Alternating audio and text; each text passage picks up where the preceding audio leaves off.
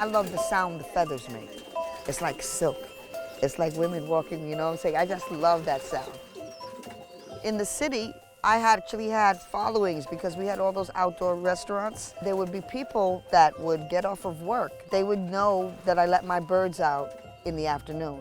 And by 5 o'clock, people would come just to sit and eat and watch the birds. Yeah, they call me Pigeon Lady. I'm Pigeon Lady. I had a burnt out penthouse and they were living in a bedroom.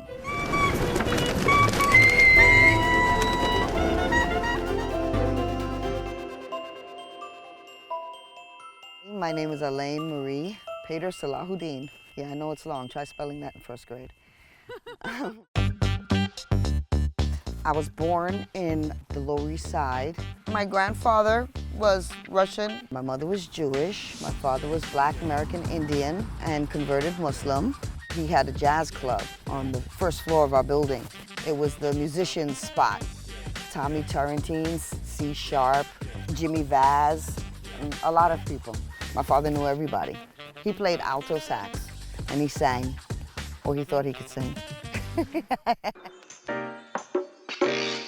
Why did I get birds? Oh, I had a boyfriend who liked birds and he wanted to start with 2. I was like, oh, birds, you know, not that I thought they were icky, I just didn't really know about them. But the more I learned, the more I liked. I had a huge stock because by that time I had 500. Were multiplying rapidly. Sometimes pigeons want to see what's going on with the other people. They're eating better than me and let me go check them out. So birds from the other 2 stocks that are flying will join mine. Part of the unwritten rule of this sport, if you want your bird back, you have to come to me and I'll sell you your bird back for $3 to $5.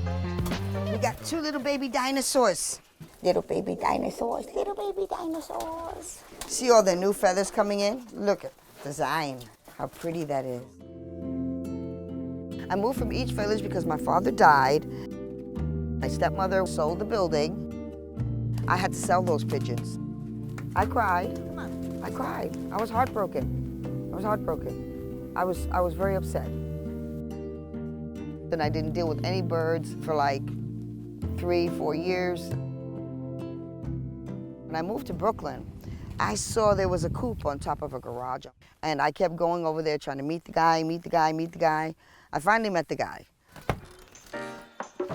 So I asked him, you know, did he mind if I come and hang out, check the birds, or clean your coop? I'd like to do that. He was like, yeah, great, I'd love that. So I started going to the coop. I was there maybe 2 weeks, and then he showed up and told me he can't keep the coop anymore. He had to go quickly. So I started taking care of the birds. And then the SWAT team came and took me down with helicopters. Helicopters and a whole bunch of police because they were looking for him. Apparently he had done something bad, he was on the run. They thought that I knew him or whatever, and I had to explain to the police that the pigeon world, I don't know him at all. I don't know anything about him. I just know that his birds. I couldn't just leave the birds to starve. I had to start sneaking over to feed the birds, and finally I found this property. I bought the property, I loaded up the birds, and I'm here now.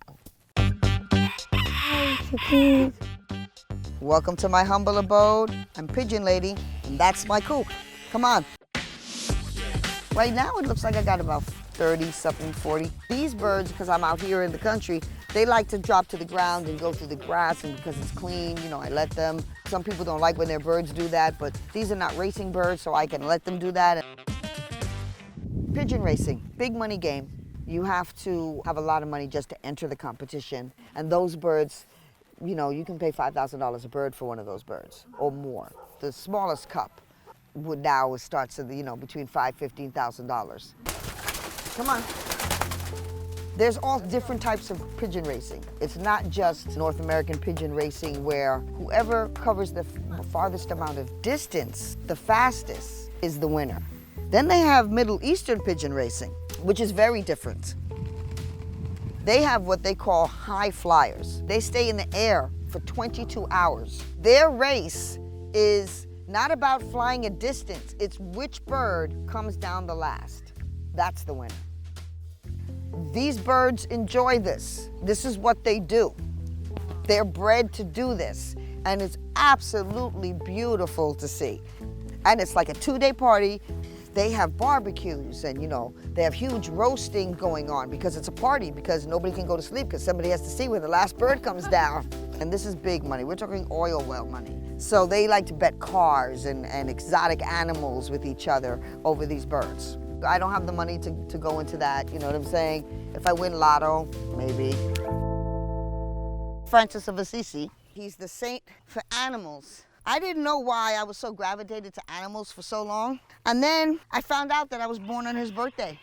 Yes, I know that I'm Jewish and Muslim, but I have a saint. I'm spiritual, I'm everything. That's what pigeons do, yes. It's called smacking. And they can beat up a chicken or anything else that bothers with their eggs.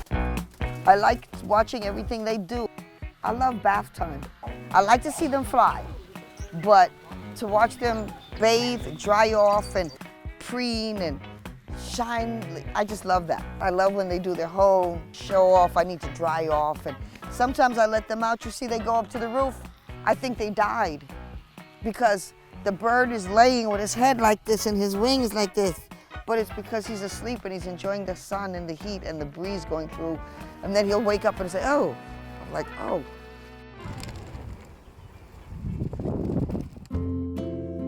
Birds love sunrise and they love sunset. It's like their big show. They wait for that. If you look up, everybody's kind of just standing there, kind of looking at the sun, waiting for it to go down. And then as soon as it starts peeking below the trees and stuff, that's when they go home and they're like, okay, show's over. So this is my special treasure. This is my original dolly. So this one is called Venus in Furs. And that was done by Gilbert Baker, the guy who invented the gay flag. I was used to the gritty village. I was used to artsy-fartsy village with you know, Basquiat and Keith Haring and that kind of stuff, you know what I'm saying? Not what it is now, Disney World. It's a difficult feeling, you know.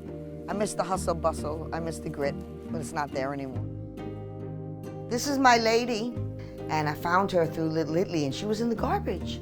And I thought she was beautiful, and I couldn't see why somebody would put it in the garbage. I miss the old city. I don't miss what it is now, which is hard. You ever miss home that doesn't exist anymore, so you can't even go back? You know, you can't get rid of that homesick feeling because home just doesn't exist anymore?